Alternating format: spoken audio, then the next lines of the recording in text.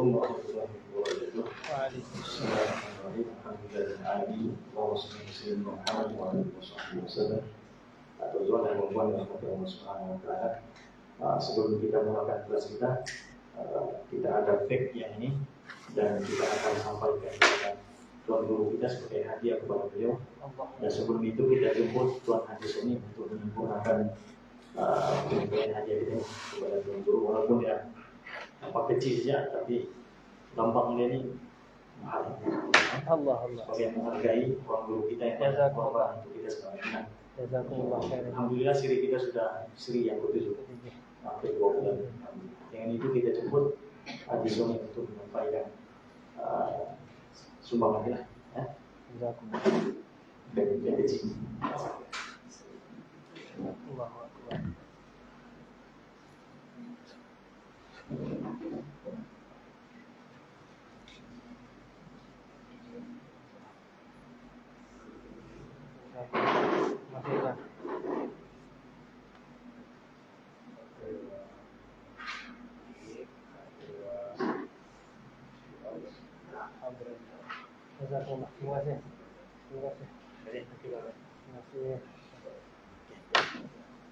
Terima kasih.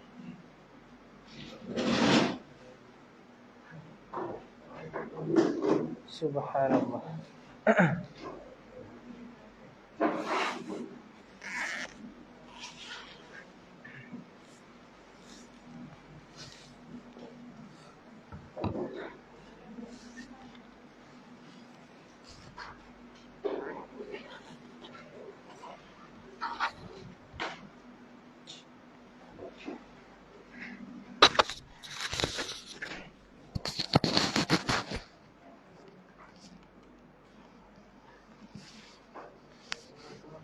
Assalamualaikum. Ya, Ji. Balikkan dia ni. Ya, betul, Ji. Mana tahu ada orang Betul. balikkan.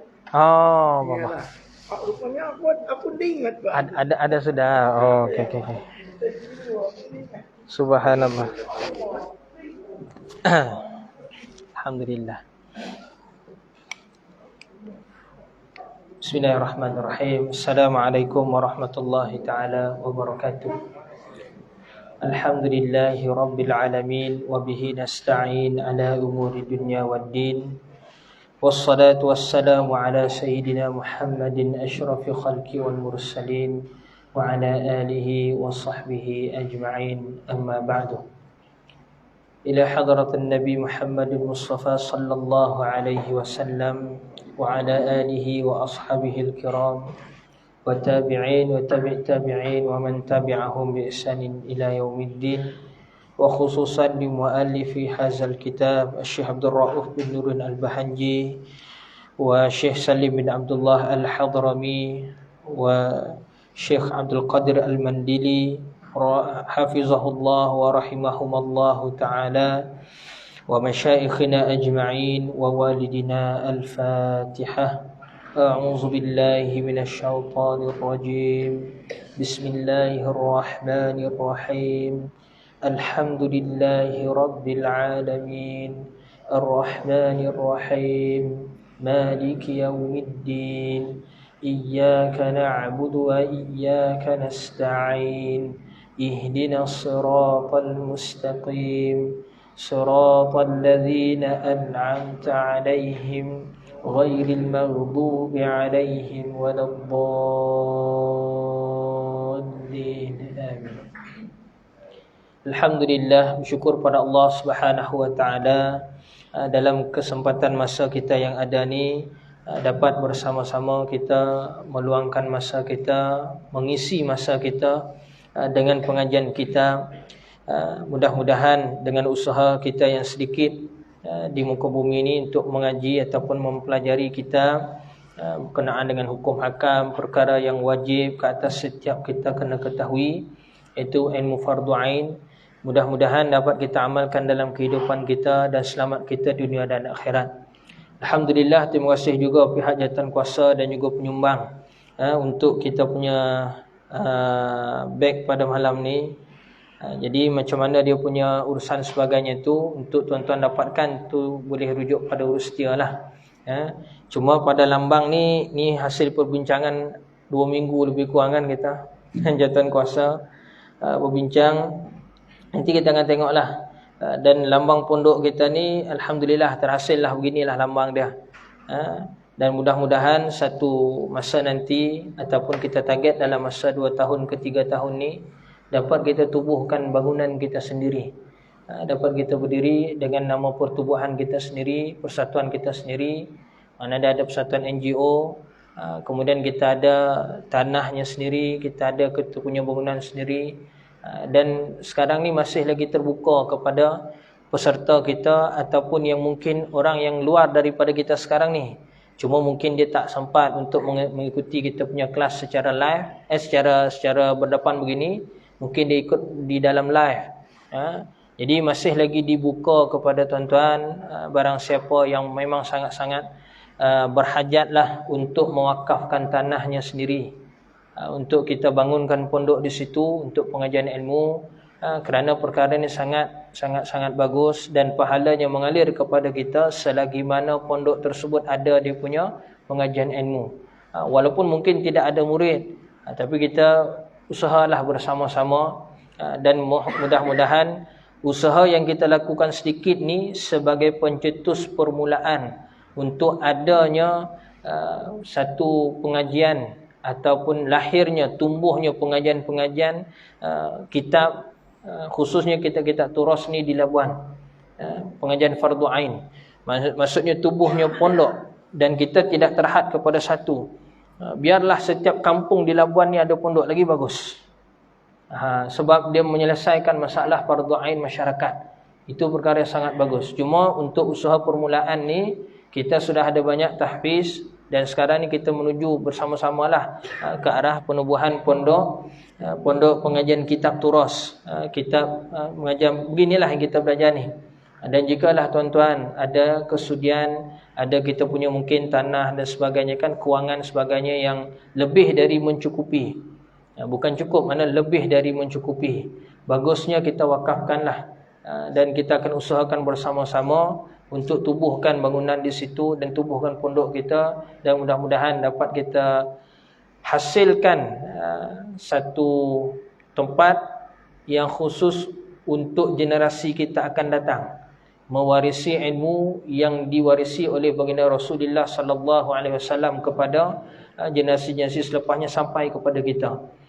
Kita memang akan pergi menghadap kepada Allah Subhanahu wa taala, tetapi bekalan kita yang sebenar-benarnya ialah iman kita dan juga amal jariah kita. Itu bekalan kita sebenar-benarnya kita nak bawa di sana.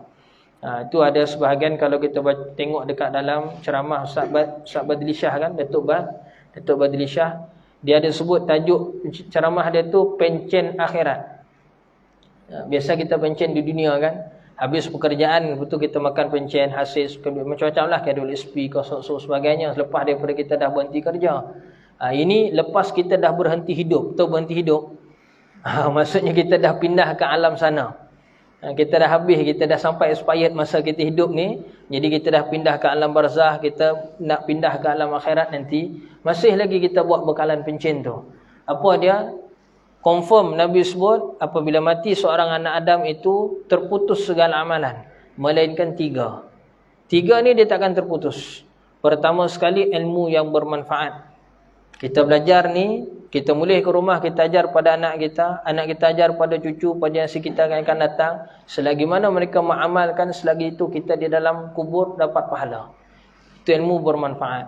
Yang kedua, sedekah jariah. Sedekah jariah ni sedekah yang mengalir, termasuk juga bab wakaf, termasuk juga bab zakat, termasuk juga bab sedekah kita hari-harian. Selagi mana perkara itu masih digunakan oleh orang, ataupun kalau tak digunakan sekalipun, tapi masih ada dia punya hasil, dia punya sumbangan dia tu, mana nampak sumbangan itu, hasil dia tu, selagi itulah pahala tu mengalir kepada kita walaupun setelah kita meninggal. Dan satu lagi, anak yang soleh yang mendoakan kepada kita. Ini yang penting juga. Kita ambil tanggungjawab. Mungkin hari ini, pada hari ini kita yang belajar, dan mungkin kelas ataupun sesi yang akan datang kita bawa sekali padian kita, keluarga kita, anak pinak kita semua hadir, insya-Allah. Bukan sekadar di majlis ini sahaja, di mana-mana majlis ilmu, khususnya di wilayah Persekutuan Labuan, Kalau ada yang berrezeki lebih dan sebagainya, mungkin ke Sabah, Sarawak, rata jalan sampai ke Semenanjung, mungkin dapat limpah negara, terus pergi ke negara lain, Indonesia ke Papua Ni sebagainya, tak berhenti dia menuntut ilmu. Tuntutlah ilmu, walaupun benda yang sama saja kita belajar sekalipun. Tapi kita kena ingat, tidak ada yang namanya habis dalam menuntut ilmu. Dalam menuntut ilmu dia tidak ada habis, selagi mana nyawa di kandung badan. Menuntut ilmu itu tetap kita kena buat. Minal mahdi ilal lahdi. Daripada kita dalam buayan kita menuntut ilmu sampai kita masuk ke liang lahat. Dalam kita liang lahat sekalipun masih lagi diajarkan kepada kita ilmu. Itu disebut sebagai talqin tu. Talqin tu, hadis tu sahih ya. Ni kita beritahu sikitlah sebab biasa ada ni kan. Ada isu sikit berkenaan dengan talqin. Hadis tu sahih. Memang Nabi pernah mentalqinkan. Maksudnya sahabat dikuburkan di Baqi', kemudian Nabi talqinkan. Talqin tu yang tanya man rabbuka wa man nabiyuka, siapa Tuhanmu, siapa nabimu sebagainya. Itu talqin. Itu pun masih lagi ada pelajaran lagi di situ walaupun setelah kita dah meninggal. Itu terakhirlah tu. Selepas daripada tu tidak ada lagi dah pelajaran. Hanya kita nak menuai hasil sahaja. Kalau baik kita di atas muka bumi ni, hasil kita di sana nanti kita tuai baiklah. Tapi kalau di sini kita bermasalah, maka di sana nanti bermasalahlah hasil tuaian kita. Wallahu taala alam. Cukup mukadimah sekadar itu sahaja. Dan di pondok kita ni dia akan ada tulisan. Yang tulisan ni kami harap sangatlah, beg ni janganlah dibawa dalam tandas. Maknanya kalau masuk tandas sebagainya, tinggallah dulu di luar, minta orang pegang dan sebagainya, simpan di kereta, tak apa lagi. Di sini ada tulis ilahi anta maqsudi wa radaka matlubi. Ini sebenarnya syiar dalam tarekat Naqsyabandiyah. Ilahi anta maqsudi wa radaka matlubi. Ada dekat dalam lambang pondok kita tu. Boleh kita tengok sana. Dalam grup tu pun ada tu. Di P group kita tu. Ilahi anta maqsudi itu maksudnya wahai Tuhanku, engkau sahajalah tujuan hidupku. Wa ridaka matlubi, dan redamulah jua yang aku harapkan selama-lamanya. Ilahi anta maqsudi wa ridaka matlubi. Wahai Tuhanku, yakni Allah, hanya engkaulah yang aku tujuan hidupku. Maknanya tujuan hidup kita ni hanya kepada Allah. Itu pun memang dalil ada dalam Al-Quran. Innas salati wa nusuki wa mahyaya wa mamati lillahi rabbil alamin. Boleh buka Al-Quran muka surat 150. Tengah-tengah tu ada ayat situ tu. Tu ayat itu muka surat 150 Al-Quran. Innas salati wa nusuki wa mahyaya wa mamati lillahi rabbil alamin. Ini biasa kita baca dalam doa iftitah kan. Apa makna dia? Sesungguhnya salatku, ibadahku, hidupku dan matiku hanya semata-mata kerana Allah. Lillahi rabbil alamin. Hanya semata-mata kerana Allah Ta'ala, penguasa sekalian alam. Hanya semata-mata kerana Allah. Jadi kita ambil syiar ni lah, lambang ni. Ilahi anta maqsudi. Wahai Tuhanku, engkaulah tujuan hidupku. Waradaka matlubi, dan redamulah yang aku harapkan selama-lamanya. Allah Ta'ala alam. Baik, kita pergi kepada kitab kita. Kitab ringkasan Akidah Ahlussunnah wal Jamaah. Di sini ada Haji Lakat, dia pulangkan semula sebuah kitab ni. Jadi diberilah kepada siapa-siapa yang nak ni kan, ambil manfaat daripada kitab ni. Dia kira ada lebih lah ni. Jadi siapa yang nak ambil tu silalah. Sila Bas. Ada yang mahu. Baik. Dan kitab kita yang cetakan baru ni insya-Allah Abah akan ambil kan? Hari Sabtu ni ada wakil kita, Abbas akan ke Semenanjung untuk ambil di Seremban kan? Jumpa dengan Syekh untuk ambil kitab ni di Semenanjung. Dan kita doakanlah mudah-mudahan mudah perjalanan pergi dan balik untuk bawa kita punya mutiara ni insya-Allah, dan dapat kita manfaatkan bersama-sama di labuan kita insya-Allah. Allahumma salli wa sallim ala Sayyidina Muhammad. Kita sampai pada perbahasan mana? Kita sampai pada perbahasan mana? mukallaf. Muka surat 15. Baik. Walaupun dah tanda tapi saja tanya. Ya. Bismillahirrahmanirrahim. Qala musannifu hafizahullahu taala, kata pengarang hafizahullahu taala. Baik, adab kita dalam nak baca kitab. Ni sebelum kita mula, adab dalam kita nak baca kitab. Bukan sekadar kitab ilmu begini saja, mana-mana pun saja kitab ilmu, yang ilmu matematika, ilmu berkaitan dengan sains ke, terutama sekali kitab agama. Dan paling utama sekali kitab Al-Quran dan juga kitab hadis.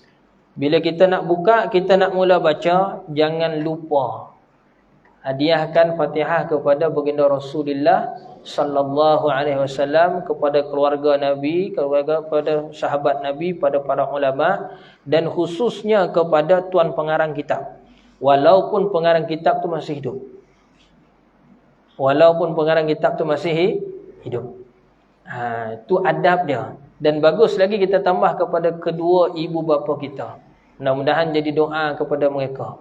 Kalau mereka masih hidup, Allah Ta'ala berkati. Jika mereka sudah meninggal, Allah Ta'ala rahmati. Tu kita doa. Doa, banyakkan doa. Biarlah orang nak kata bid'ah ke apa sebagainya. Ini amalan yang memang sudah diwarisi. Diwarisi sejak daripada zaman sahabat lagi. Mendoakan kepada orang lain. Dalam keadaan sir wa alaniyah, dalam keadaan sembunyi dan juga dalam keadaan terang-terangan. Dan cara berdoa tu pelbagai. Banyak, memang dia doa direct. Ya Allah, ya Tuhanku, ampunkanlah dosa sahabat aku. Ada, tu direct. Ada juga dia baca Quran, dihadiahkan pahala. Macam kita ni, kita ambil bacaan Al-Quran, hadiah pahala. Sedekahkan pahala. Apa bacaan Quran tadi? Al-Fatihah. Sampai tak kepada mereka? Sampai.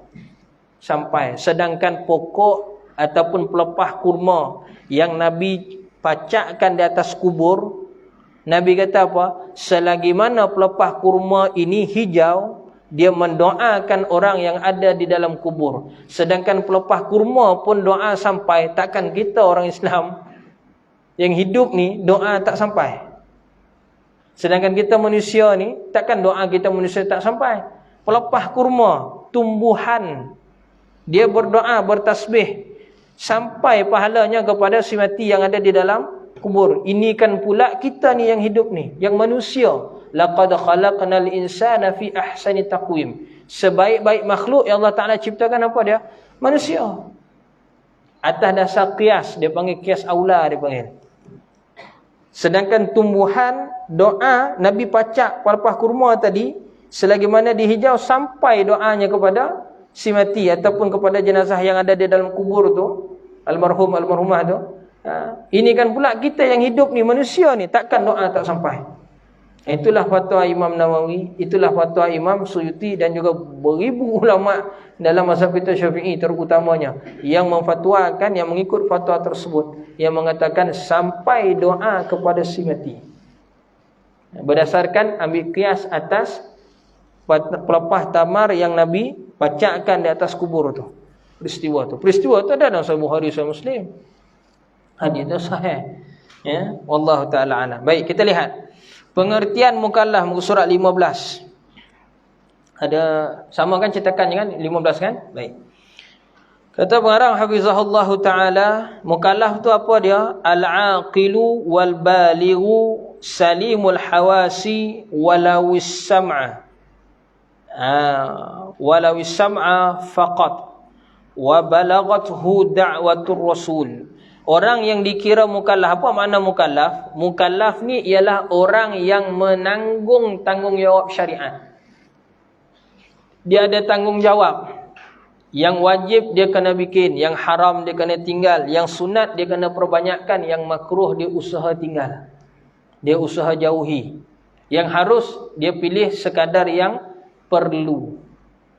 Tu panggil tanggungjawab. Maksud orang tu tadi mukallaf. Dia bertanggungjawab ke atas diri dia sendiri.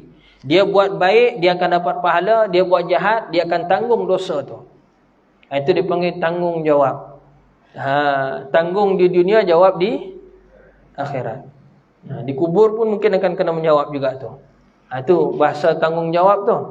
Baik. Jadi mukallaf ni iaitu orang yang kena bertanggungjawab.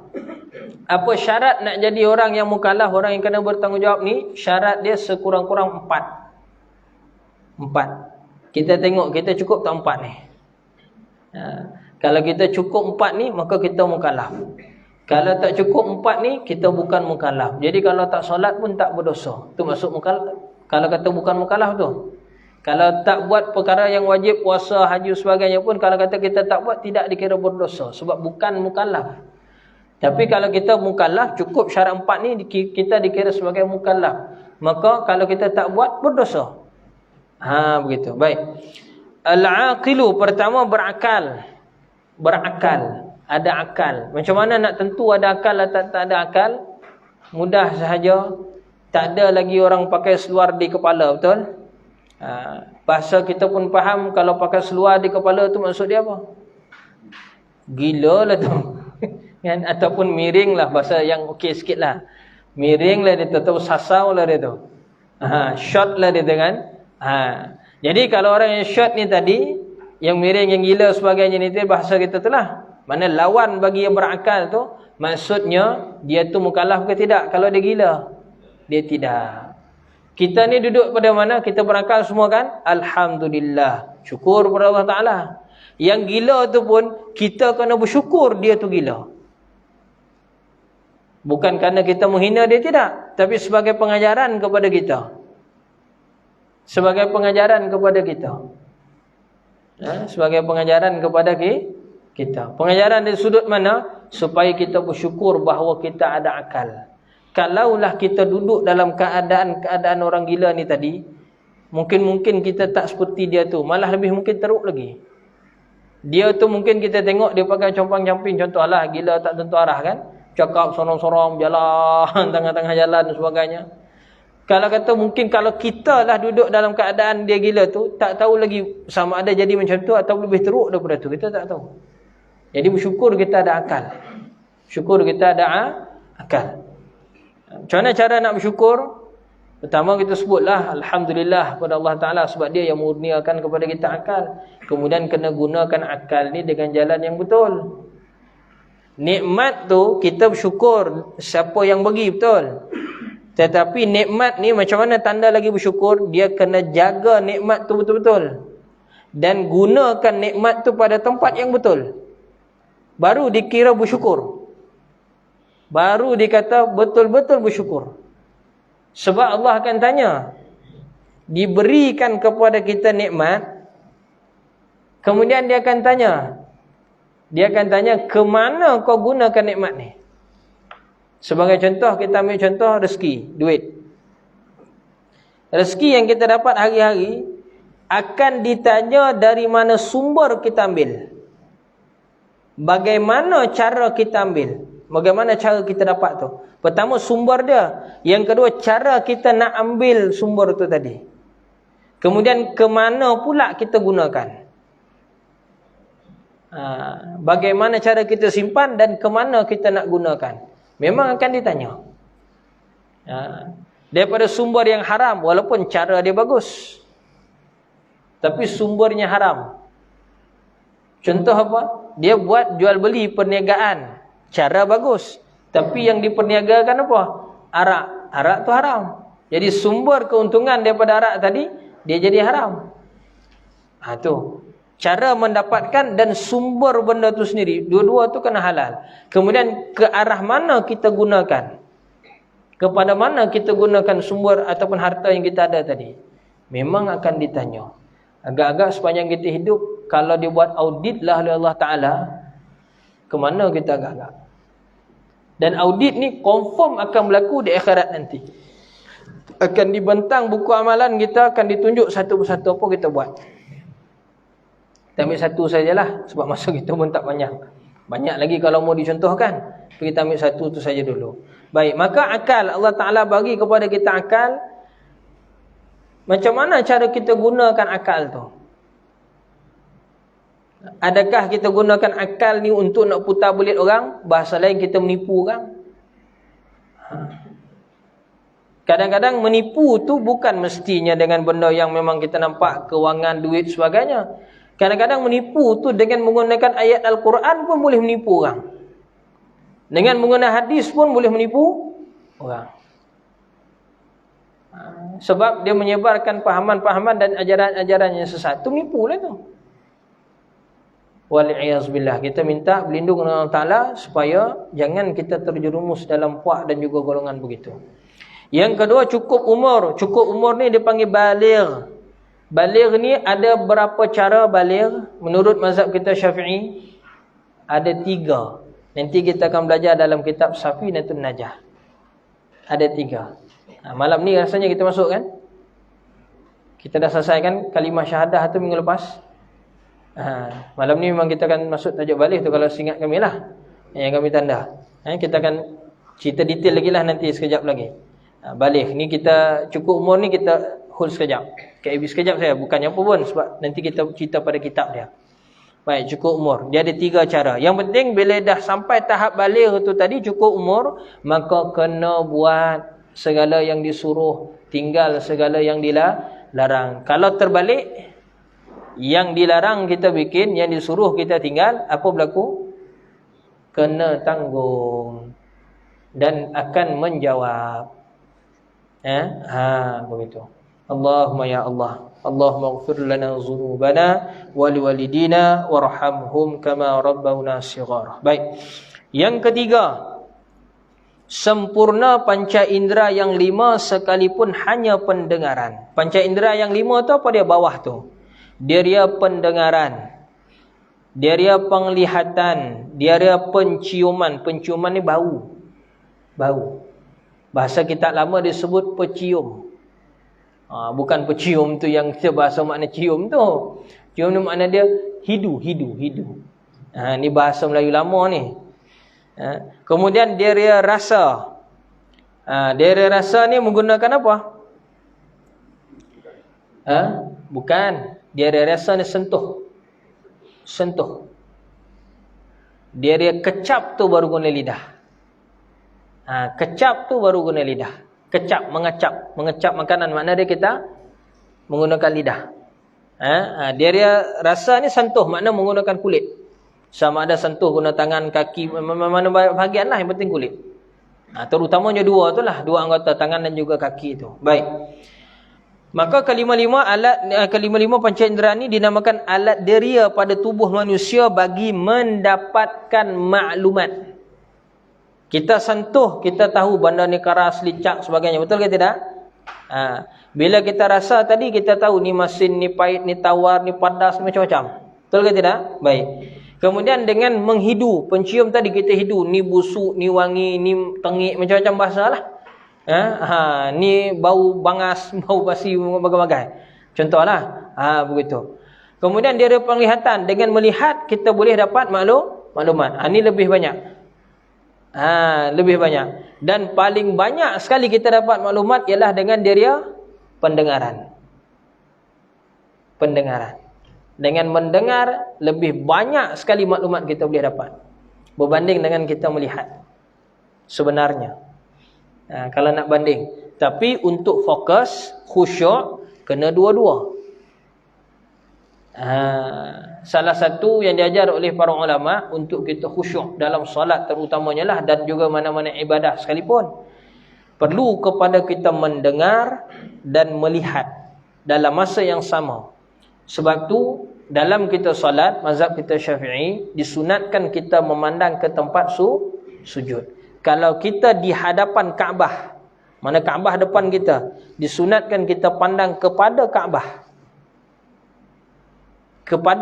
Tapi bila kita ni di luar, jauh daripada Kaabah, maka kita disunatkan memandang tempat sujud. Fokus pandangan tu tak lari ke arah yang lain. Dalam masa yang sama kita fokus mendengar. Mendengar apa? Sama ada bacaan imam atau bacaan kita sendiri. Dua-dua. Kita fokus mendengar. Bila mendengar, dia akan hasil kita menterjemahkan dalam kepala kita apa yang kita baca. Bukannya Bismillahirrahmanirrahim. Malam ni lau apa? Alhamdulillahirrabbilalamin. Yang goreng kali sangat nyaman malam ni. Ar-Rahmanirrahim. Simpan garam apa? Simpan rempah apa malam ni, ayam ni kan digoreng ni. Baca di mulut, tapi dia tak dengar apa yang dia baca. Jadi dia hilang fokus, dia ingau perkara yang lain. Sebab tu dua tu benda yang sangat penting, perlu dibuat dalam masa yang serentak. Baru dapat fokus macam kita belajar. Melihat dan kena mendengar. Kalau lihat saja tapi pendengaran tu dah tak fokus dah. Mana dah hingau benda yang lain, memang dia tak akan terdengar. Betul ke tidak? Dia mungkin dengar tapi mungkin dia dah tak boleh faham dah apa yang dia dengar tu tadi. Begitu. Buktinya kadang-kadang bila orang tu fokus saja memandang terus saja kan, ada separuh orang ni dia ingau benda yang lain. Dia dah berkhayal dah tu. Ya, bila kita tanya soalan pada dia akan basan tak kadang-kadang, betul? Memang matanya fokus memandang kepada kita tapi telinganya sudah tak dengar. Begitu. Jadi sebab tu ulama dia buat syaraan, dia buat konklusi yang antara 5 deria ni tadi. Sebab tu Syekh sebut di situ sekurang-kurangnya mendengar. Kalau cacat pun deria yang lain, mendengar tu ada. Masih ada lagi. Deria lain semuanya cacat, tapi deria mendengar ni masih ada. Maka orang itu dikira masih mukallaf. Boleh faham? Mana kudung tangan, kaki pun tak ada, contohlah kan. Hidung dia pun dah tak boleh nak bau dah, terpaksa pakai alat kalau nak bau. Apa lagi? Mata dia pun buta, dia dah tak nampak dah, tapi telinga dia boleh dengar. Maka itu dikira sebagai orang tu tadi mukallaf. Yang keempat, balaghathu da'watur rasul, sampai kepada dia seruan rasul. Seruan yang dimaksud kat sini bukan mestinya saudara-saudara kita kumpulan tabligh sampai ke rumah. Kan orang faham seruan dakwah biasa dia faham Indonesia kita ni dah jadi macam trend sudah. Mesti orang tabligh sampai ke rumah dulu baru dikira sampai dakwah. Bukan. Asal seruan dakwah ni ialah apa dia? Kita mendengar saja kalimah syahadah. Dan kalimah syahadah ni hari-hari tak kita dengar? Hari-hari kita dengar. Melalui lafaz laungan azan dan iqamah. Sebab tu kalau orang yang non-muslim, dia mendengar lafaz tu tadi, iaitu 2 kalimah syahadah tu. Dia mendengar kalimah la ilaha illallah Muhammadur Rasulullah tu. Kalau dia non-muslim, perkara pertama sekali yang dia kena sahut apa dia? Masuk Islam. Itu first. Yang dah muslim pula, apabila dia dengar laungan tu tadi, perkara pertama dia kena buat apa dia? Dirikan solat dan juga ibadah-ibadah. Menyahut seruan tu tadi. Itu sebenarnya. Mana apa yang disuruh kita buat, apa yang dilarang kita tinggal. Sebab sudah mukallaf. Itu maksud asal seruan dakwah tu. Itu 2 kalimah syahadah. Dan 2 kalimah syahadah ni pelbagai cara boleh disampaikan. Kalau kawasan tu memang ada masjid, surau sebagainya, memang confirm ada laungan azan, betul ke tidak? Baik. Kalau kawasan yang memang tak ada komuniti Islam, memang di situ memang semua 100% non-muslim, akan ada pendakwah yang pergi.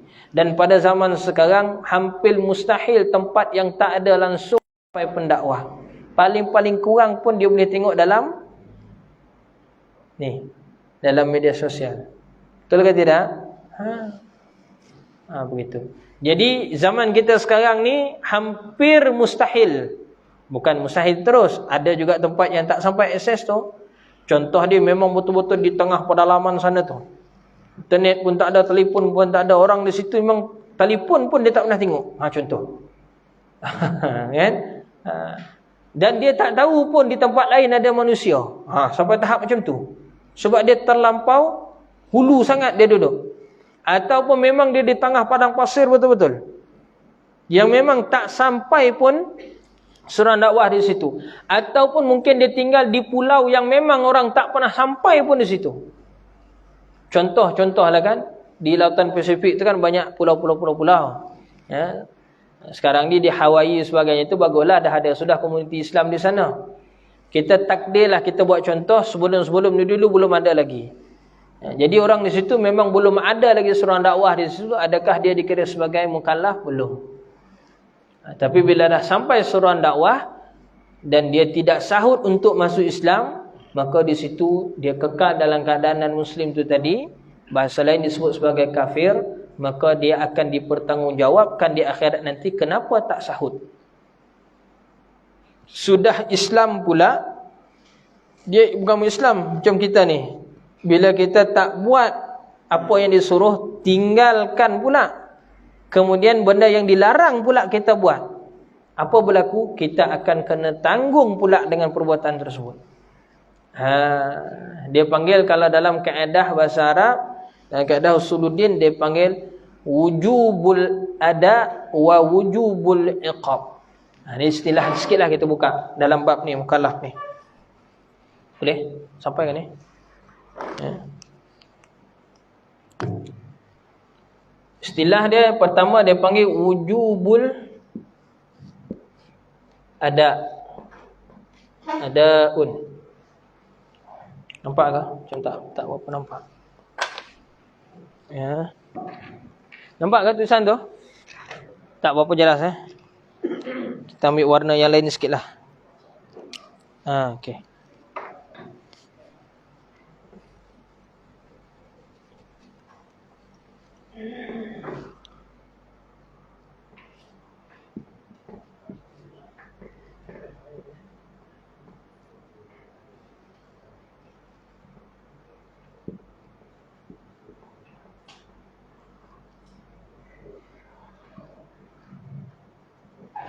Okey, wujubul ada dan juga wujubul iqab. Untuk istilah wujubul ada ni, apa maksud dia? Wajib kena tunaikan. Wujub tu wajib lah, kewajipan. Tunai ni makna menunaikan apa yang disuruh, tinggalkan apa yang dilarang tu. Ini istilah digunakan untuk orang Islam, Muslim. Makna yang dah mengucap 2 kalimah syahadah. Untuk Muslim yang dah mengucap 2 kalimah syahadah. Adapun wujubul iqab ni, dia ialah untuk yang ghair muslim, bukan muslim.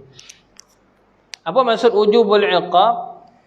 Apabila setelah sampai seruan dakwah kepada dia, tapi dia tak sahut seruan dakwah tersebut, dengan maksud dia tak masuk ke dalam agama Islam, maka dia di akhirat nanti akan dibalas. Wajib dibalas. Begitu. Itu dia akan dibalas. Dibalas dengan kerana dia punya keengganan untuk masuk Islam tadi. Keengganan dia. Begitu. Sebab tu selamatnya ialah dengan mengucap 2 kalimah syahadah. Begitu juga kita yang sudah beragama Islam, kena buat sehabis mungkin kewajipan-kewajipan yang telah disuruh, dan juga tinggalkan semampu yang kita boleh perkara-perkara yang telah dilarang. Baik. Maka bila cukup 4 syarat ni pada seorang tu. Syarat ni makna kena cukup semua. Kalau salah satu tak ada, maka dia dikira bukan mukallaf. Jadi bila kita faham istilah ni tadi, orang non-muslim tu mukallaf tak? Kalau dia cukup syarat ni. Mukallaf ke tidak? Mukallaf. Mukallaf. Dia kena tanggung. Jangan kita faham non-muslim dia tak tanggung. Habis kalau dia tak tanggung, macam mana di akhirat nanti dia kena azab? Betul ke tidak? Banyak ayat-ayat dalam Quran berkenaan dengan orang yang kafir akan diazab. Betul ke tidak? Akan diazab. Ada janji daripada Allah Ta'ala. Allah Ta'ala janji memang akan masuk ke dalam neraka. Habis takkan di atas muka bumi ni dia tak kena tanggung, tapi di akhirat nanti dia kena? Tak betul. Tak betul konsep macam tu. Konsep yang betul ialah mereka tetap mukallaf selagi mana cukup 4 syarat ni. Dia ada akal okey. Malah mungkin ada PhD. Lagi contoh kan. Mana intelek, orang pandai. Cukup umur dah 60, confirm dah cukup. Contoh. Ni kita buat contoh saya ni.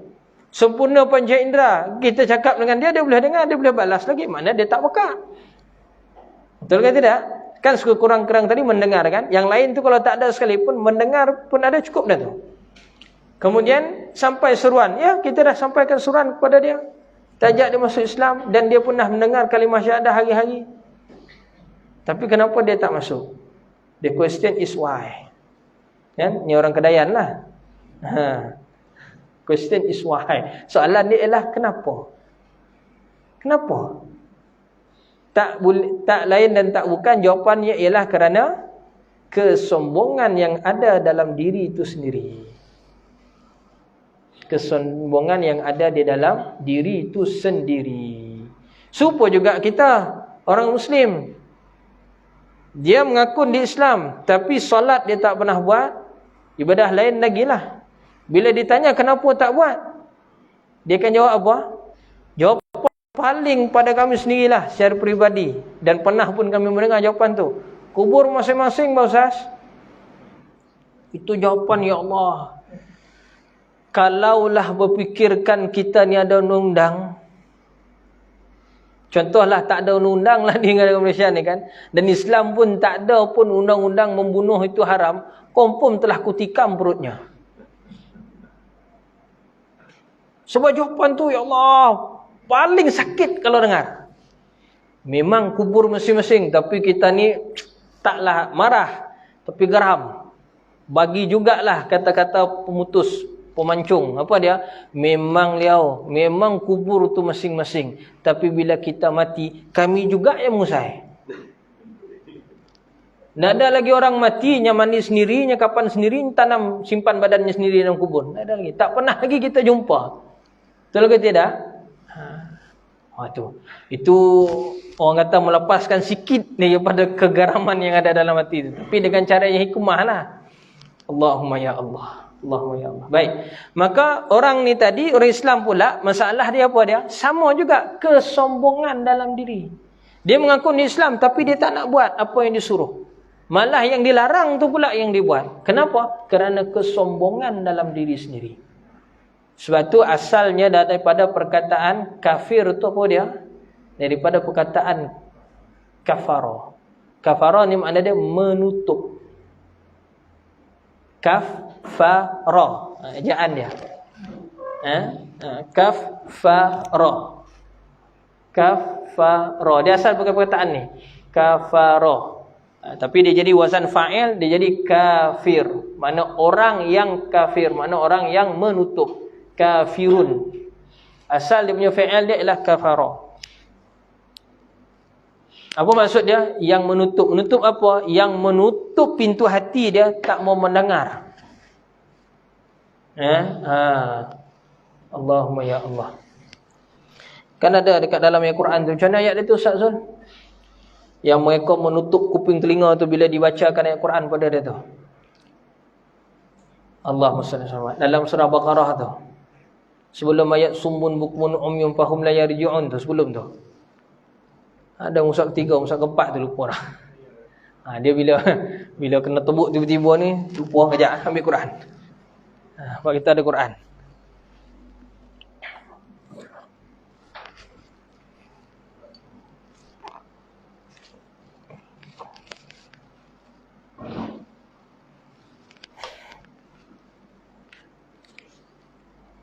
Allah.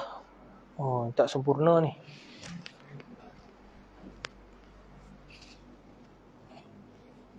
Nanti bagi yang sikit. Ada muka surat dia hilang. Bismillah. Okey. Ni ada.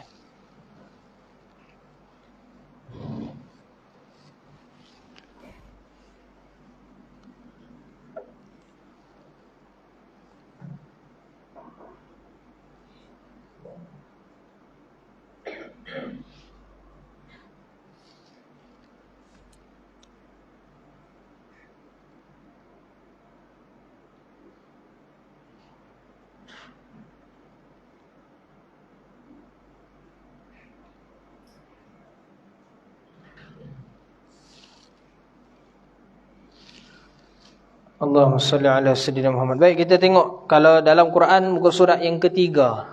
Allah Ta'ala berfirman, innal ladzina kafaru sawa'un 'alaihim a anzartahum am lam tunzirhum la yu'minun. Sesungguhnya orang kafir itu sama ada kamu berikan peringatan kepada dia atau tidak berikan peringatan, mereka tetap tak mau beriman. Kenapa? Kerana dia kafara. Dia dah tutup pintu hati dia, tak mau mendengar.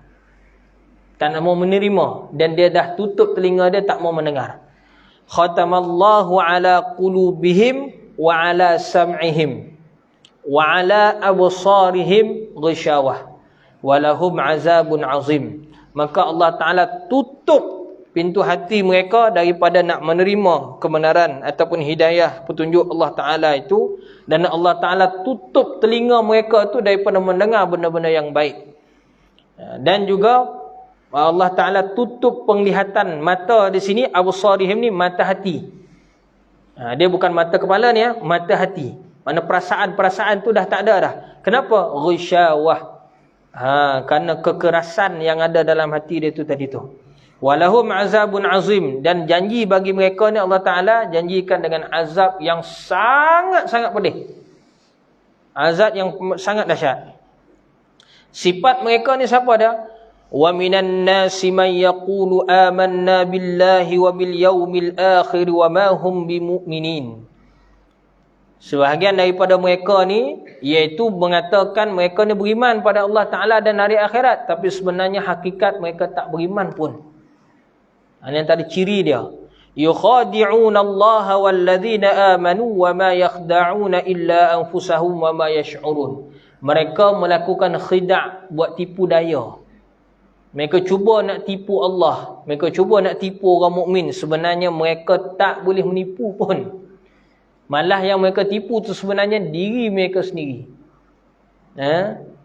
Tapi mereka tak sedar. Fi qulubihim maradun fazadahumullahu marada. Dalam hati mereka tu ada penyakit. Dan Allah Ta'ala tambah lagi penyakit. Penyakit apa tu? Sombong, angkuh, takabur, bongkak, bangga diri. Sama sertilah semua tu. Itu maradun tu, penyakit tu. Dan Allah Ta'ala tambah lagi teruk lagi penyakit tu. Walahum azabun alimun bima kanu yakzibun. Dan mereka ni confirm Allah Ta'ala bagi azab seksa yang sangat pedih dengan atas tipu daya yang mereka lakukan. Banyak lagi lah kalau kita nak baca ayat ni. Sebab tu kita kena baca Quran hari-hari. Kena baca. Ustaz, aku mengangkat-angkat bahasa baca Quran. Tak apa. Sebab Nabi pun sabda, bahawa siapa yang baca, ni mafhum dia, bahawa siapa yang baca Al-Quran, mana dia belajar Al-Quran dan dia baca Al-Quran tu, ya tak dalam hadis tu, makna mengangkat-angkat, masih juga dia dapat 2 pahala tu. Pahala apa dia? Pahala dia membaca Al-Quran dan dia berusaha baca, walaupun dia mengangkat-angkat. 2 pahala dia dapat. Jadi nak dapat tak pahala tu?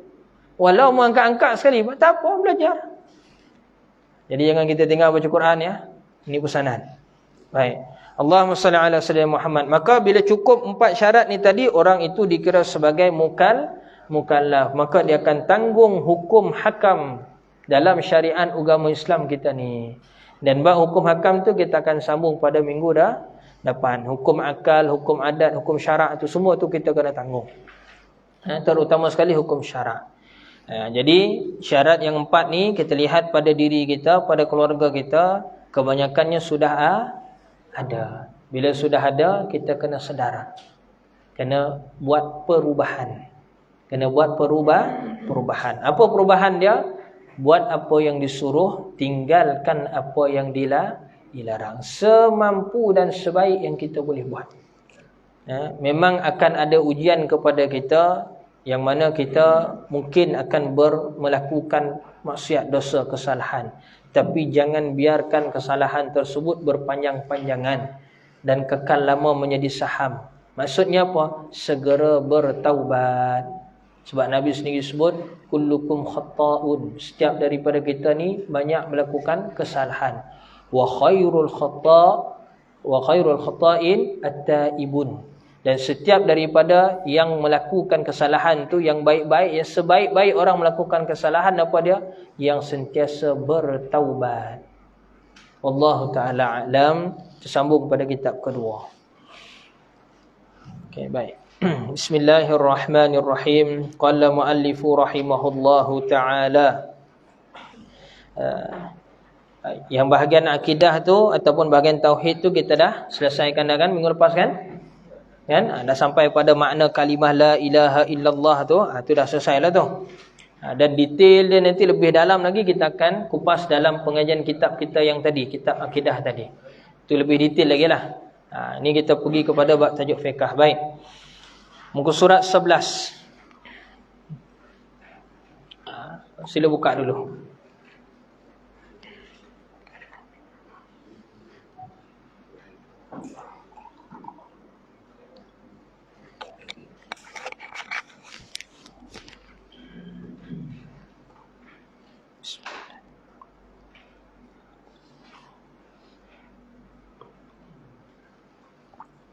Baik.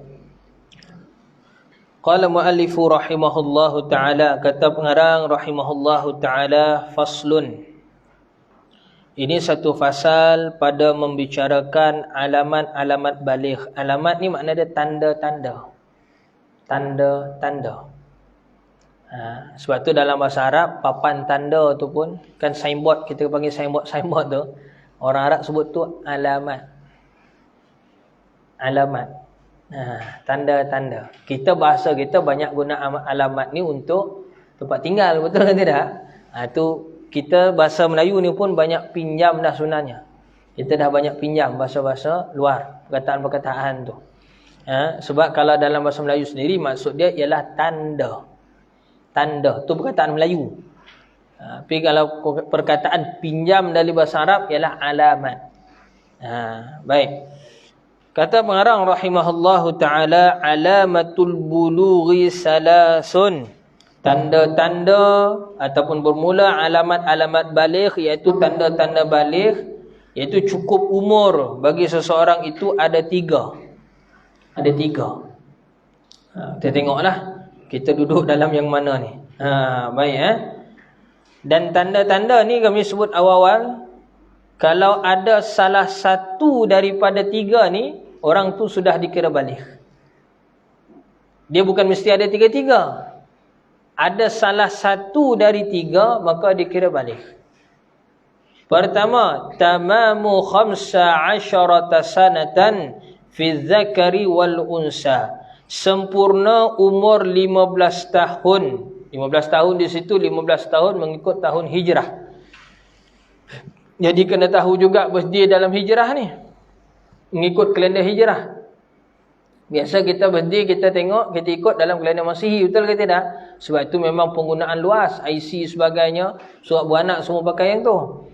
Tapi kalender hijrah pun, IC kita punya tarikh lahir birthday kita dalam kalender hijrah pun kita kena tahu. Macam mana nak tahu? SAS, nak kira tu aku tak ingat sudah berapa SAS. Boleh pergi ke laman web pejabat mufti. Dalam sana tu ada bahagian unit falak.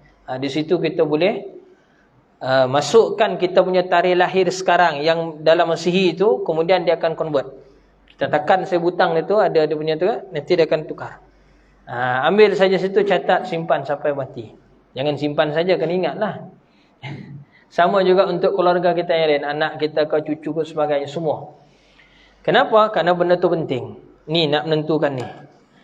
Cukup sempurna 15 tahun mengikut tahun hijrah bagi laki-laki dan juga perempuan.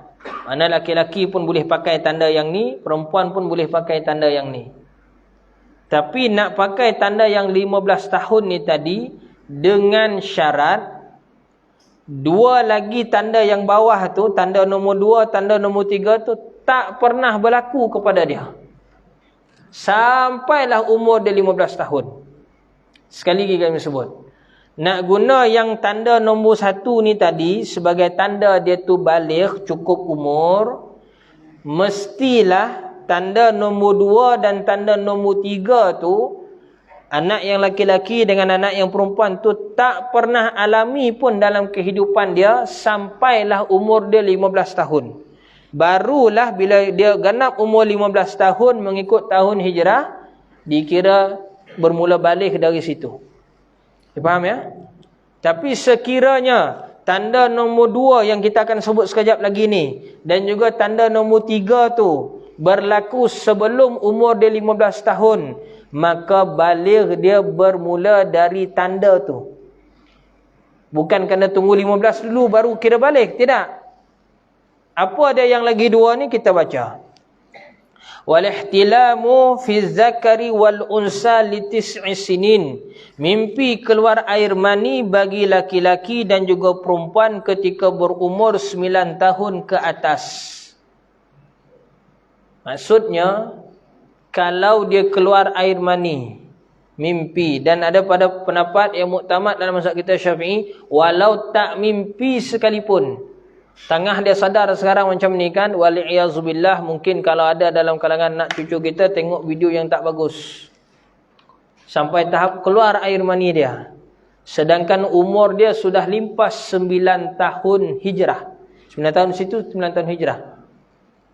Contoh umur dia 10 tahun, 11 tahun. Tak apa. Kalau dia mimpi keluar air mani, atau tak mimpi sekalipun tapi keluar air mani, maka keluarnya air mani itu dikira sebagai tanda dia sudah baligh, cukup umur. Alum 15 lagi Ustaz, 15 tu sekiranya air mani tu tak pernah keluar. Sampailah umur dia 15, barulah 15 tu dikira baligh.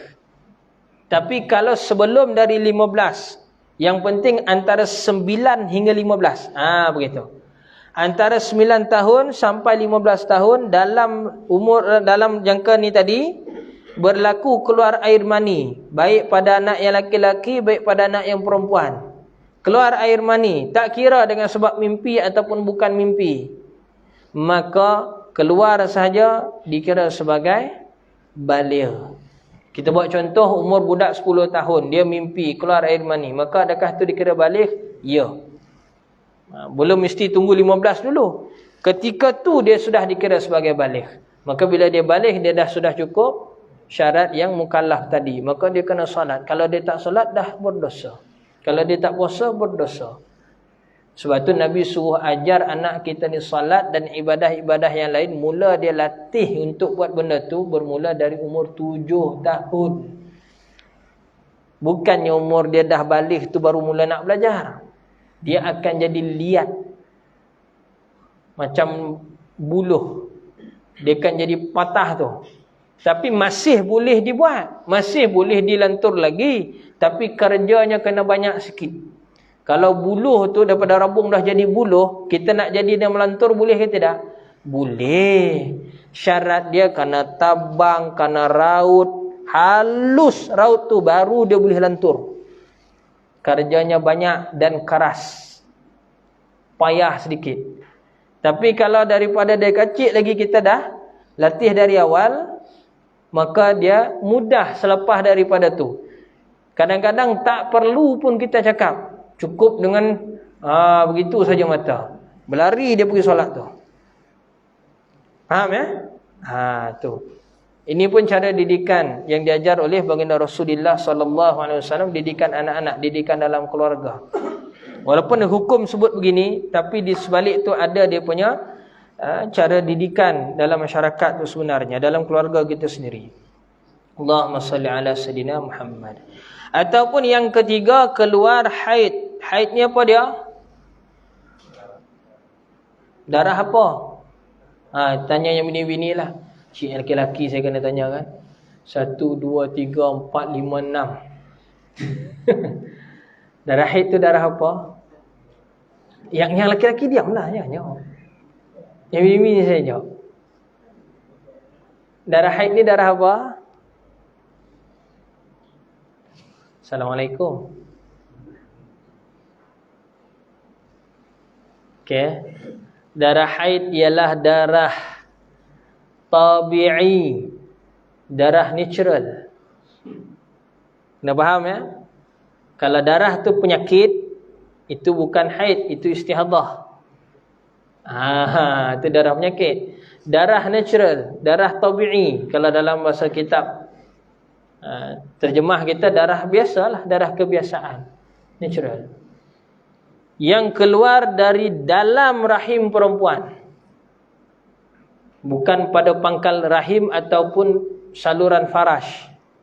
Dia dari dalam. Bahasa sains dia panggil uterus wall. Tapi tak boleh sebut sains-sains sekarang ni. Tok Guru tak boleh sebut sains ni. Isu. Sandip. Nampalah, biarlah. Darah yang neutral yang keluar dari dalam rahim perempuan. Pinjam sikit bahasa uterus wall, dinding rahim. Dia keluar dari situ. Keluar tu pula bermula umur dia 9 tahun Qamariah ke atas. Baru dikira tu darah haid. Maksud dia mesti umur dia 9 tahun ke atas. Ya, dalam keadaan sehat. Dia mesti sehat. Bukan dengan sebab penyakit. Mempunyai tempohnya yang tertentu. Ada tempoh dia yang tertentu. Jangan asal nampak darah semua dihayun hukum haid. Habis masalah. Tutup cerita, wassalamu. Kalau berlakulah macam tu, patutnya tak begitu. Dia kena belajar. Haid ni bagaimana dikira darah tu ialah darah haid. Dia jangan kita hukum asal keluar darah terus hukum haid. Tak semesti. Bila ada keluar darah, tengok syarat dia dulu, tanda dan sebagainya. Kalau cukup syarat darah haid, baru dikira darah haid. Kalau tak cukup syarat darah haid, maka dikira istihadah. Kalau cukup pula syarat nifas, maka dikira nifas. Darah yang keluar daripada faraj ataupun daripada rahim orang perempuan, dia ada 4 jenis darah. Pertama darah haid, kedua darah nifas, ketiga darah istihadah, yang keempat ialah darah bersalin. Darah talak dipanggil. Luka bersalin tu. Dia ada 4 jenis darah tu. Damut talqi dipanggil kalau dalam ada bahasa kitab lah. Iaitu darah, maksud dia contraction tu. Kadang-kadang contraction tu kuat berdarah tu. Begitu. Tanyalah pada yang bini-bini dia, mereka lebih faham lah tu. Betul kan? Ke salah kami sebut tadi? Betul kan? Kami rujuk kitab saja ni, tak mengalami. Sebab kami laki-laki mana ada mengalami barang itu. Baik. Allahumma salli wa sallim ala sayyidina Muhammad. Maka jika keluar darah tu tadi, darah haid tu tadi berumur. Mula perempuan tu berumur. Ni ada salah. Salah cetakan tu boleh potong lah. Kek A tu mana tu dia potong lah tu. Ketika sebenarnya tu 9 tahun ke atas. Mana 9 tahun dan ke atas. Maka bila keluar darah haid tu dikira sebagai tanda baligh, cukup umur. Bukan mesti anak tu kena tunggu 15 tahun dulu. Faham ya? Kadang-kadang tanda ni keluar air mani ataupun keluar darah haid ni dia dah keluar awal dah. Yang penting range dia tu mesti antara 9 hingga 15. Kalau keluar sebelum 9, 8 tahun, 7 tahun dah keluar dah darah ni ataupun dah keluar air mani, maka adakah dikira baligh? Dikira baligh tak? Belum. Ini hukum pada mazhab kita Syafi'i. Range umur pada mazhab kita Syafi'i. Maksimum umur boleh baligh ialah 15. Kalau sudah limpah 15, confirm baligh. Terutama 51. Siapa 51 sini? Jangan marah, gurau saja. Kami terbalikkan saja tu. Mana kalau dah limpah dari 15 tu, confirm dah baligh. Jangan jawab lagi. Walaupun sampai saru Pak Ustaz. Itu pun jawapan yang kedua yang menyakitkan hati. Jawapan pertama tadi kubur masing-masing. Jawapan kedua belum sampai saru lagi Pak Ustaz. Jawapan kita kasih balik. Takkan nak sampai bila Israel datang memanggil. Baru nak kata sampai seru. Hari-hari seruan tu. Kadang-kadang bunyi azan tu sebelah telinga saya bunyi. Betul ke tidak?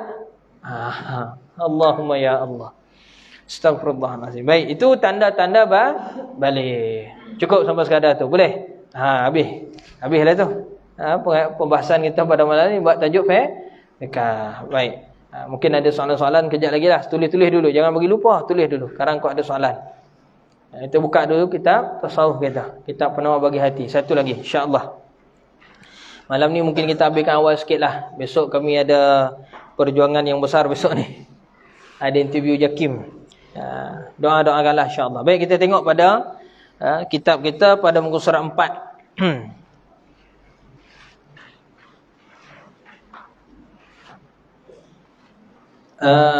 Pada yang nombor 3 tu. Betul tak? Situ kan? Nombor 3 kan? Okey, baik. Kata pengarang rahimahullahu taala. Okey. Ini masih pendahuluan lagi ni. Pendahuluan kitab. Syekh nak bagi pada kita muqaddimah kitab dia ni. Bismillah. Baik. Dan yang ketiga. Tengok situ Kata pengarang, dan ada pun hantarannya. Mana hantarannya ni? Dia punya punca cerita dalam bab ilmu tasawuf ni. Kan ni kita bahas ilmu tasawuf kan? Maka punca cerita ilmu tasawuf ni apa dia? Maka iaitu hati manusia daripada pihak kelakuan yang datang kepadanya. Hati manusia. Cerita dia ialah punca dia pada hati manusia. Ilmu tasawuf ni dia bahas pada hati manusia. Dia nak cerita kelakuan yang datang kepadanya. Faham tak tu? Bukan datang daripadanya. Beza. Datang kepadanya. Dengan maksud, kelakuan kita anggota yang zahir, dia boleh beri efek kepada hati. Tu. Faham ya? Nak bersih hati, kena bersih dulu anggota zahir.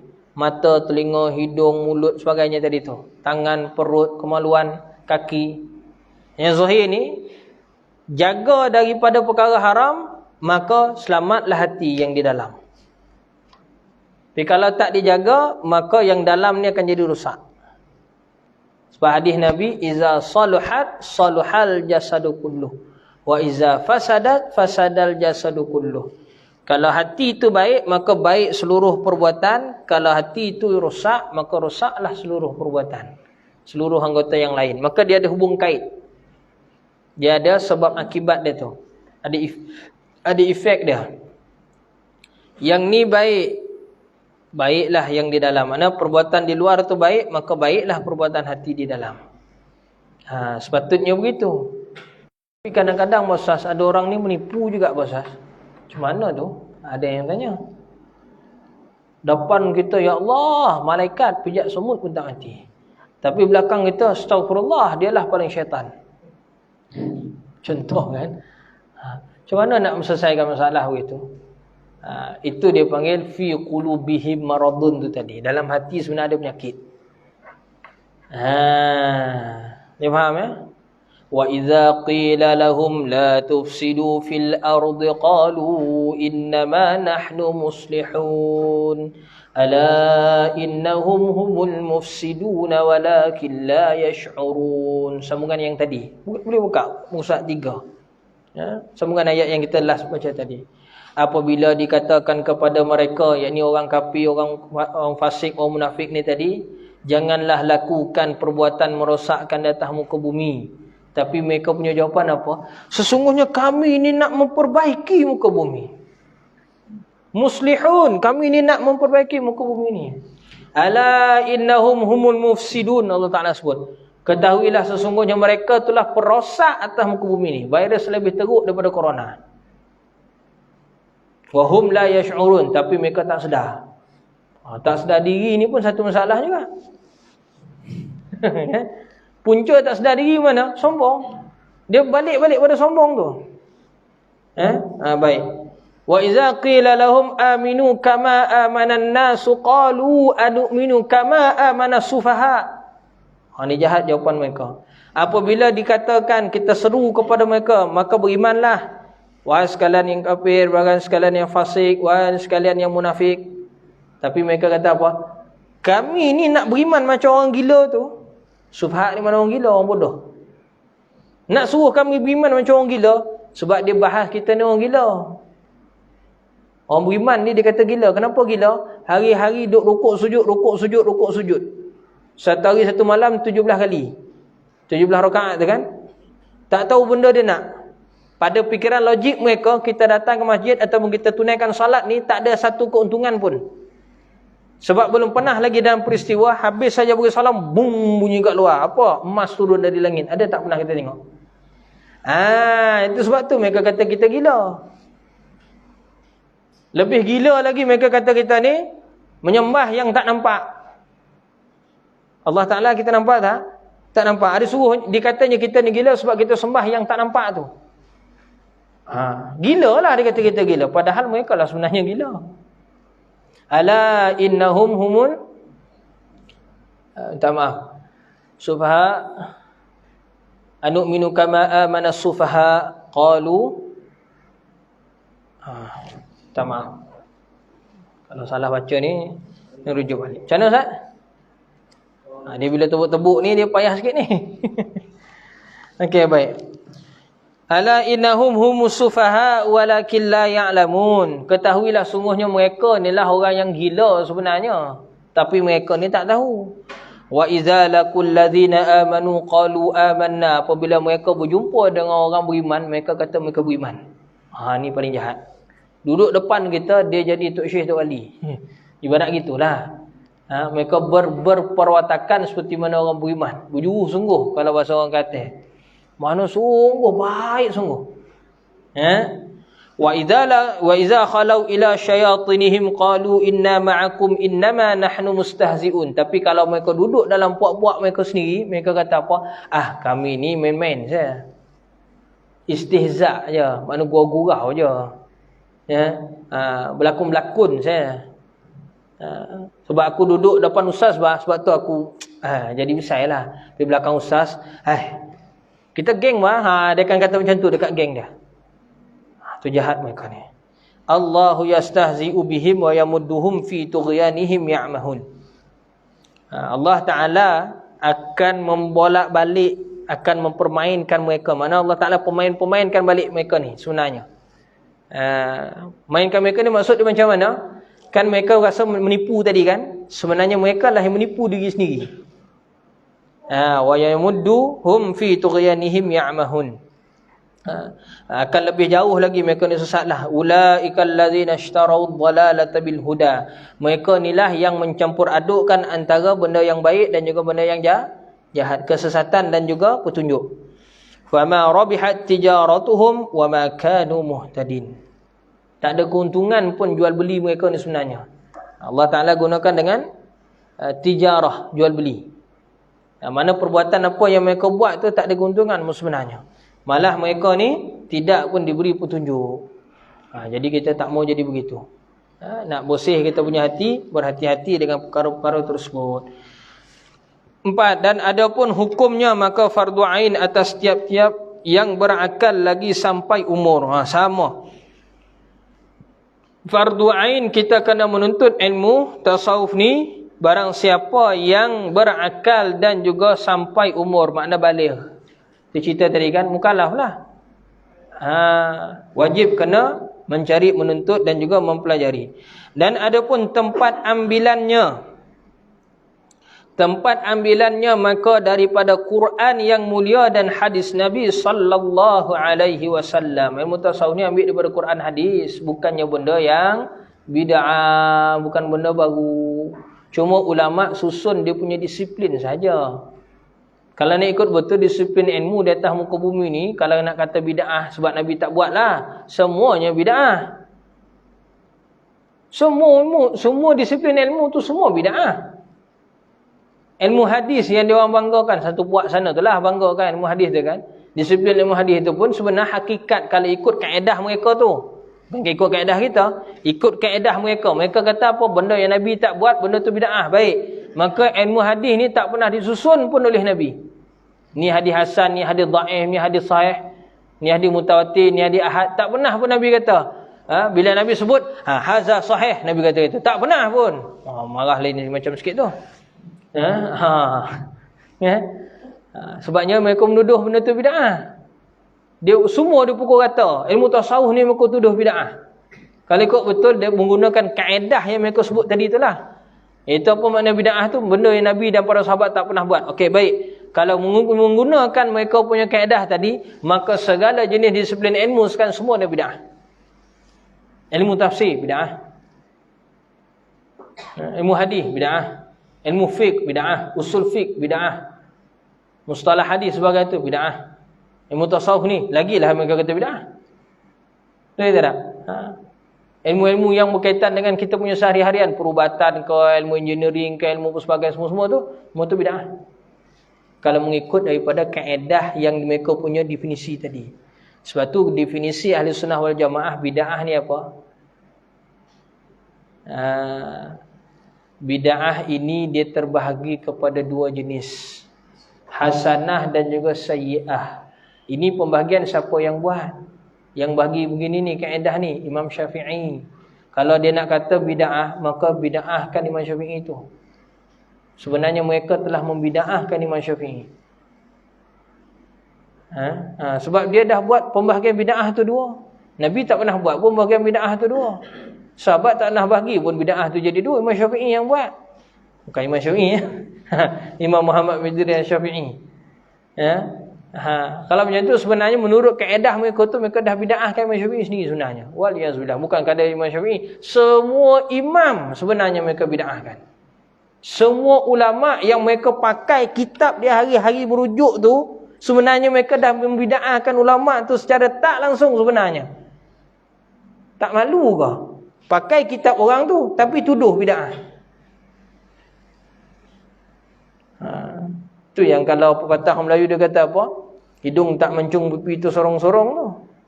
Muka tak malu. Betul. Wal iazu billah. Allahumma salli wa sallim ala sayidina Muhammad. Minta kita berlindung daripada tu. Hasanah dan sayyi'ah. Bid'ah hasanah ni apa? Memang zahir dia perkara baru, tapi ada sandaran dalil dia. Ada sandaran dalil dia. Walaupun tak semestinya dalil tu khusus, dalil umum.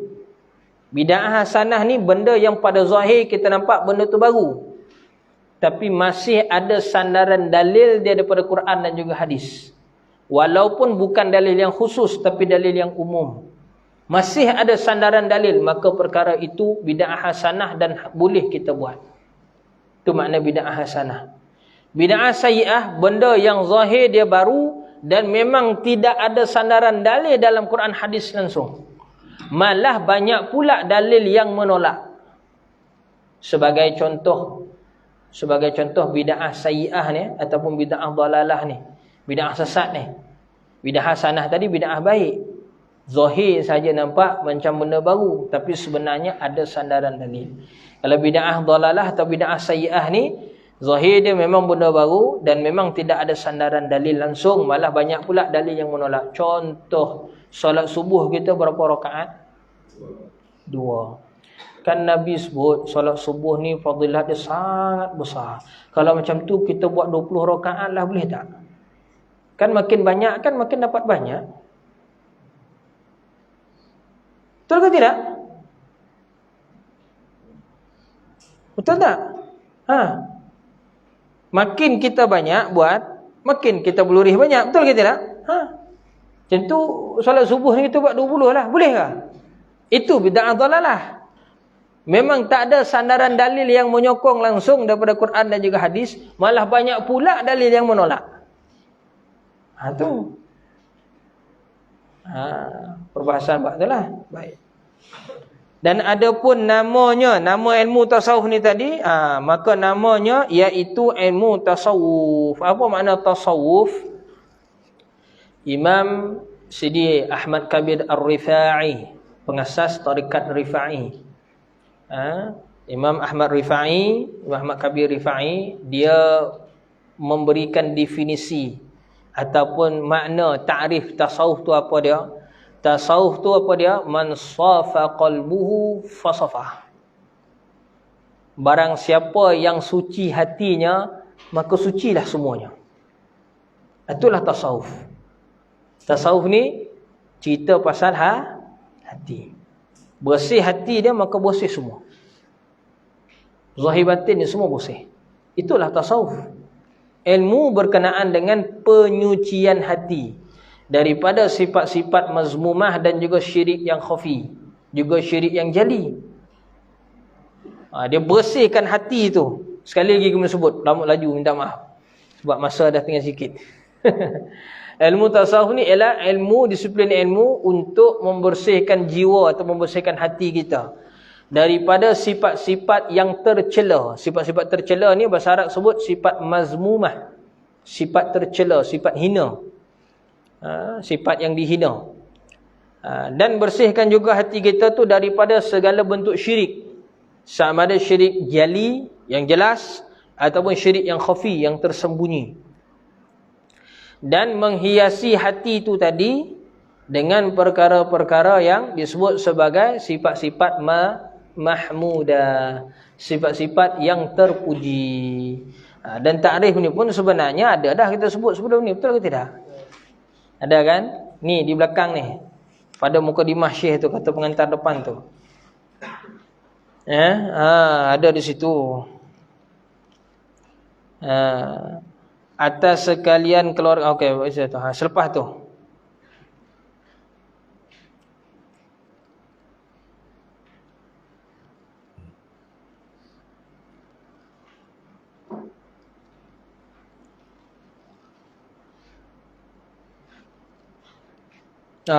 Perenggan yang kedua tu. Ni lepas bawah bismillah tu, perenggan kedua bawah tu. Tu tarikh mutasawuf. Wallahu ta'ala a'lamu bis-shawab. Dan ketahui olehmu bahawasanya maksud daripada ilmu tasawuf itu, ni sekali lagi Syekh sebut, membersihkan segala anggota yang zahir daripada segala perbuatan yang keji, supaya ada ia menyampaikan kepada membersihkan hati daripada segala sifat kecelaan. Dan dikehendaki dengan segala anggota yang zahir itu 7 anggota. Baik, tu sampai situlah insya-Allah. Wallahu taala a'lamu bis-shawab. Ada sebarang soalan? Di live ada ke? Ada.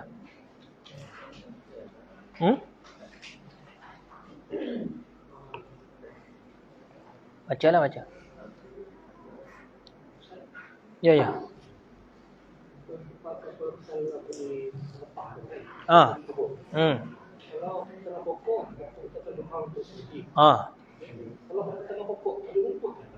Sama lah, termasuk lah.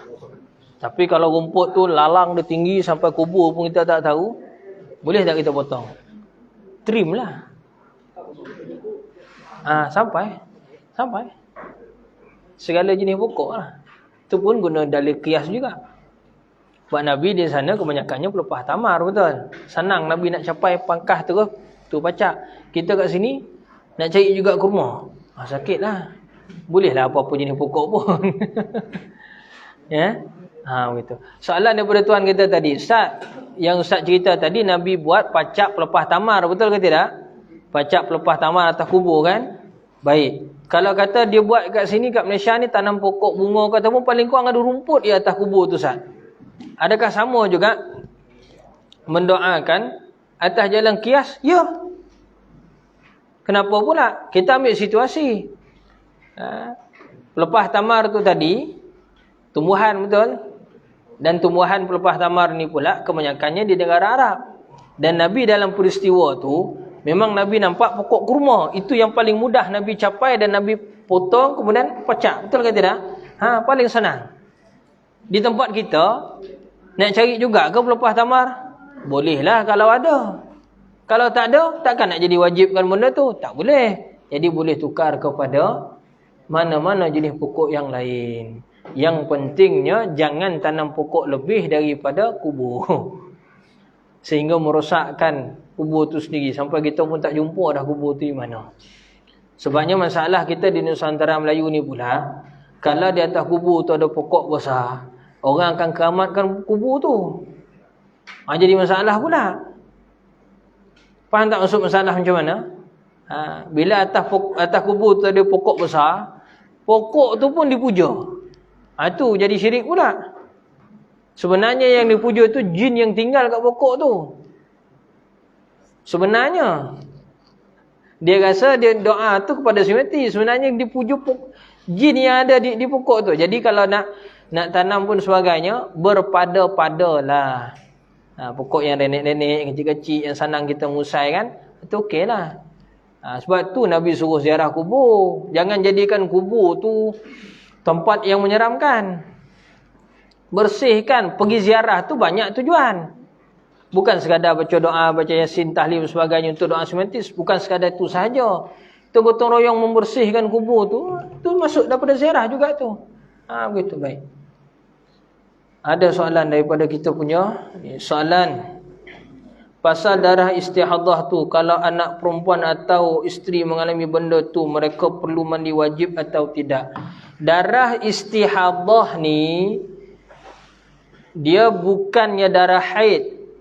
Jadi dia kena solat. Dia kena solat. Adakah perlu mandi wajib? Tak perlu. Yang kena mandi wajib ni kalau berhenti darah nifas atau berhenti darah haid, baru kena mandi wajib. Berhenti darah bukan sadang-sadang darah tu keluar musim tu kita mandi. Memang tak boleh. Mandilah macam mana pun darah tu masih keluar, tak boleh lagi solat. Mandi tu pun tak sah. Dia mesti berhenti dulu darah nifas dan berhenti darah haid tu baru mandi. Begitu. Tapi bila berlaku darah istihadah, maka dia tak wajib mandi.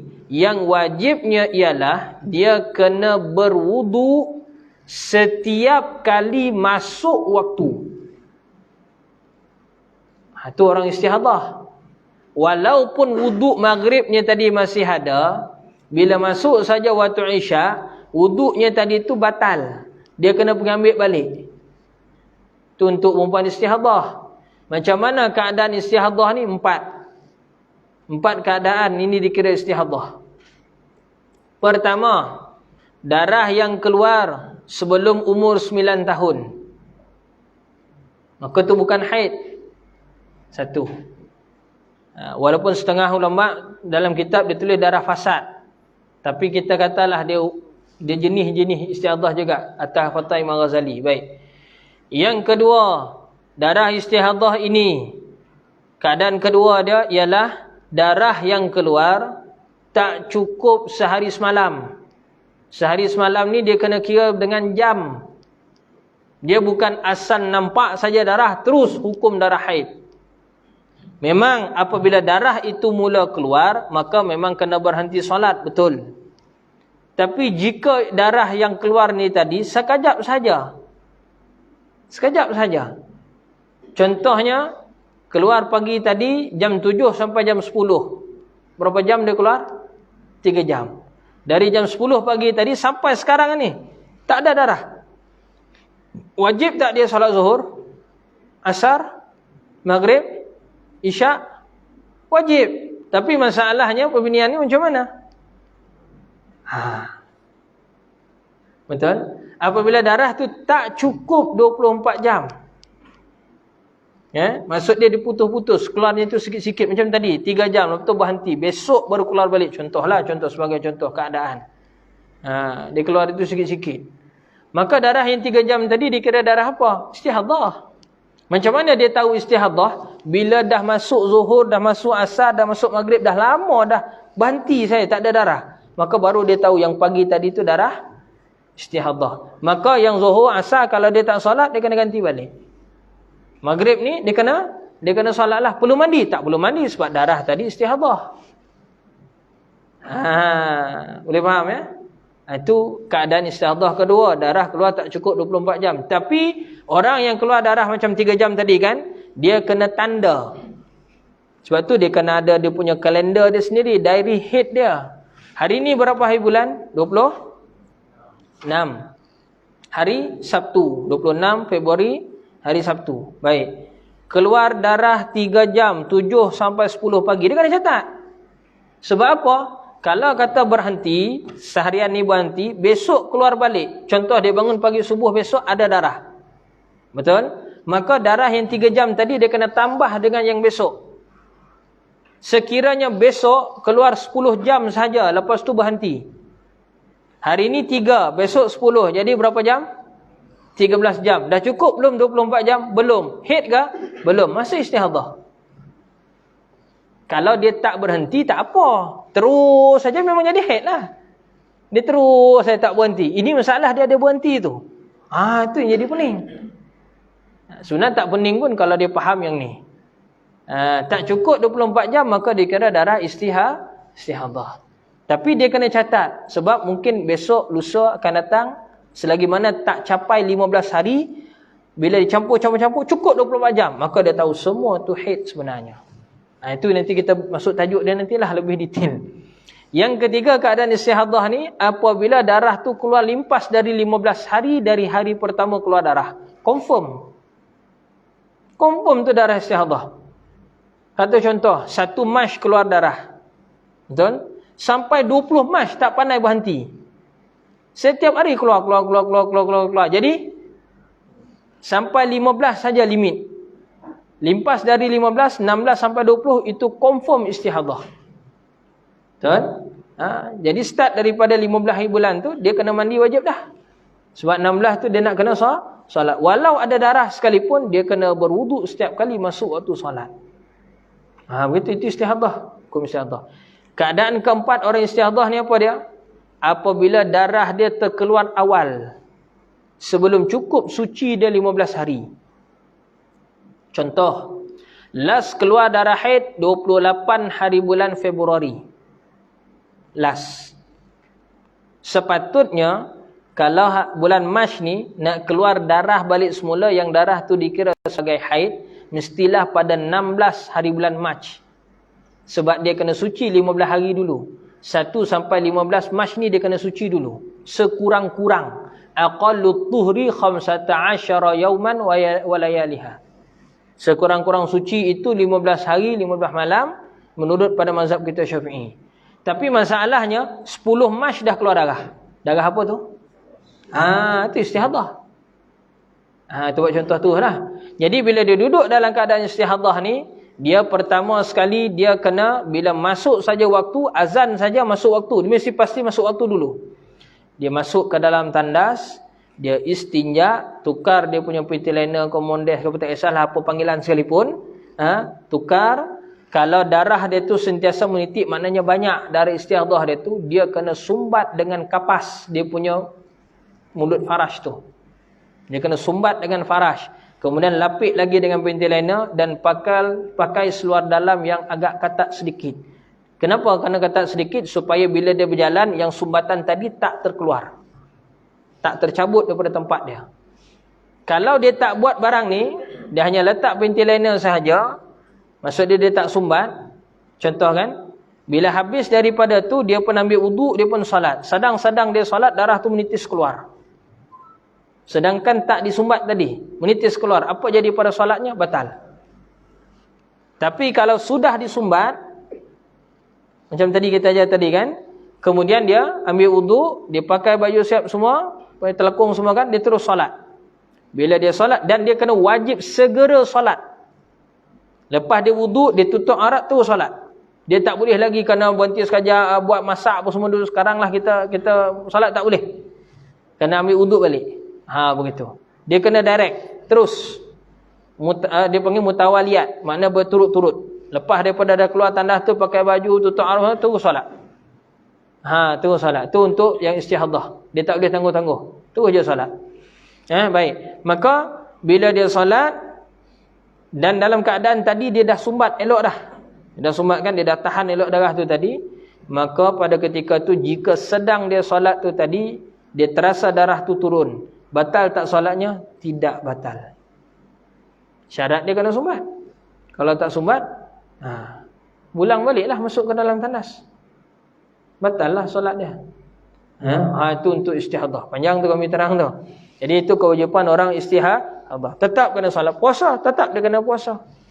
Minta maaf, kalau dalam kitab disebut, jika persetubuhan antara suami isteri, boleh ke tidak? Boleh. Tapi makruh lah. Sebab berdarah tu. Ada benda kotor. Darah kan, darah najis. Bahasa ni Sunan dipanggil bolongeh. Inilah, faham-faham lah tu. Nak faham bahasa tu apa, tanya pada Panji Syikin. Yang tanya pada kami. Ya, sebab ada berdarah tu tadi tak selesalah, tak nyamanlah, tak begitu, itulah maksud dia. Tapi dari segi hukum persetubuhan dalam istihadah, adakah haram? Tidak. Hukum dia harus, tapi makruh.